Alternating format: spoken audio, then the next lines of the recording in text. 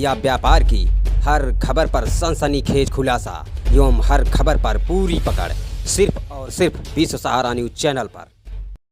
जय हिंद दोस्तों, मैं हूं राजकुमार और आप देख रहे हैं विश्व सहारा न्यूज। आइए एक नज़र डालते हैं उत्तराखंड की खास खबरों पर। जोशीमठ का दूरस्थ गांव सलूड़ जो घनी आबादी वाला गांव है, इसी गांव में छोटे बच्चों का प्राइवेट स्कूल मौजूद है, जिस स्कूल का नाम आदर्श बाल विद्या मंदिर है।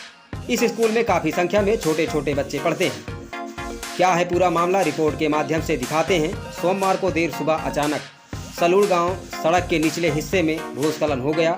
भूस्खलन होने के कारण आदर्श बाल विद्या मंदिर स्कूल भी भूस्खलन का शिकार हुआ और कुछ हिस्सा टूट गया, जो आप तस्वीरों में साफ साफ देख सकते हैं कि किस तरह स्कूल का एक हिस्सा बर्बाद हो चुका है। आपको बता दें कि जहां पूरा देश कोरोना जैसी महामारी से जूझ रहा है, जिसके चलते स्कूल कॉलेजों को बंद किया गया, अगर यही स्कूल खुले रहते तो काफ़ी बड़ा हादसा हो सकता था। लगातार 2 वर्षों से बंद पड़े स्कूलों के कारण बड़ा हादसा होने से टला, अन्यथा बहुत बड़ी अनहोनी हो सकती थी। आजकल पढ़ाई ऑनलाइन चल रही है, जिससे क्षतिग्रस्त हुए इस स्कूल से बड़ी दुर्घटनाओं की आपदा टल सकी। गौरतलब है कि आजकल उत्तराखंड में चमोली जिले के ऊंचाई वाले ग्रामीण इलाकों में जोरदार बारिश हो रही है।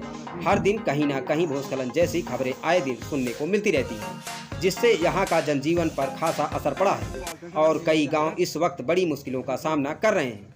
बताते चले कि जहाँ यह भूस्खलन हुआ है, ठीक उसी गाँव से मोल्टा गाँव को सड़क जाती है।